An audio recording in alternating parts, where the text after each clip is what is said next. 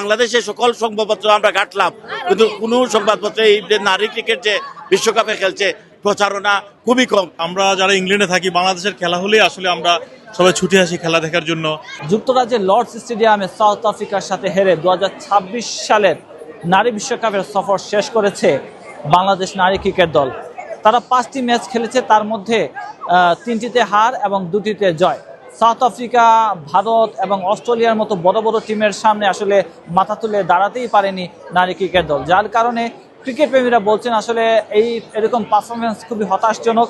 Bangladesh cricket বোর্ডকে নারী cricket দলের উপর আরও নজর দিতে হবে, তাদের যত্ন নিতে হবে, তারা যেন আগামী বড় বড় টুর্নামেন্টগুলোতে ভালো পারফরমেন্স করতে পারেন সে ব্যবস্থা করতে হবে, এবং ভালো ক্রিকেটার খোঁজার জন্য তাদেরকে ক্রিকেট বোর্ডকে তৃণমূল পর্যায়ে থেকে প্লেয়ার খুঁজে বের করতে হবে, যেন আগামীতে যে সব বড় বড় টুর্নামেন্ট হবে সেই টুর্নামেন্টগুলোতে বড় বড় দলের সাথে যেন মাথা তুলে ভালো পারফরমেন্স করতে পারে নারী ক্রিকেট দল, সেই প্রত্যাশা করছেন ক্রিকেট প্রেমীরা। ধন্যবাদ।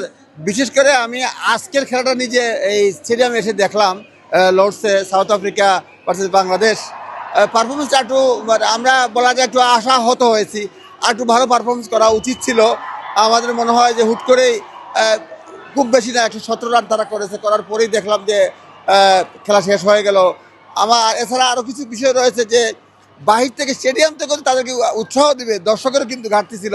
এটা বাংলাদেশ থেকে বা বাংলাদেশি হাইকমিশন বলেন, ক্রিকেট বোর্ড বলে, তারা প্রচারণা কম করলো কিনা, এটা একটা দেখার বিষয়। কারণ আমরা গুটি কয়েক দেখলাম বাংলাদেশ চিল্লাচ্ছি, আশেপাশে লোকজন নাই, এটাও একটা বিষয়। তারপর আমি বলবো যে যেহেতু বাংলাদেশ থেকে তারা ওয়ার্ল্ড কাপে টি20তে আসছে, এবং বাংলাদেশ বিশেষ করে ক্রিকেট বোর্ড যদি গুরুত্ব দেয় এই নারী ক্রিকেট দলকে, তারা অনেক দূর যেতে পারবে। যেহেতু এখানে আসছে, বিলেতে আসছে, প্লাস টি20তে জয়েন করেছে, আমার মনে হয় গুরুত্ব দেওয়া উচিত এবং সম্ভাবনা রয়েছে, এবং এই প্রত্যাশাই রাখছি আমি।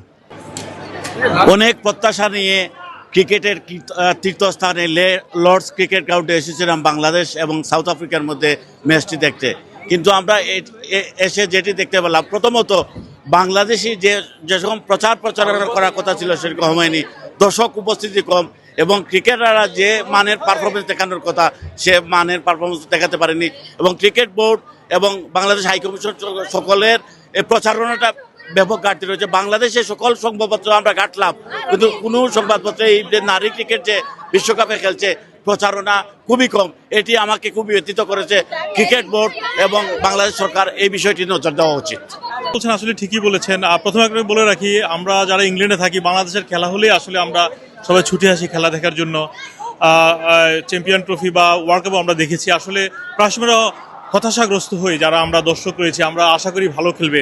তবে যেটা বলবো, তামিম ইকবাল যেহেতু নতুন বাংলাদেশের আইসিসি সভাপতি হয়েছেন, আমরা আশা করি তিনি তৃণমূল থেকে খেলোয়াড়দেরকে নিয়ে আসবেন, এবং কিভাবে আরও খেলোয়াড়দেরকে জাতীয় দলে নিয়ে আসা যায়।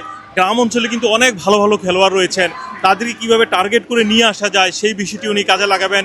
বিশেষ করে নারী ক্রিকেট দলের যে উন্নয়ন প্রয়োজন, তাদের আর্থিক বলেন বা তাদের মনের উন্নয়ন, মানসিক উন্নয়নের জন্য প্রয়োজন, এই বিষয়গুলি তিনি দেখভাল করবেন, এবং বাংলাদেশের জন্য ভবিষ্যতের জন্য শুভকামনা রইল।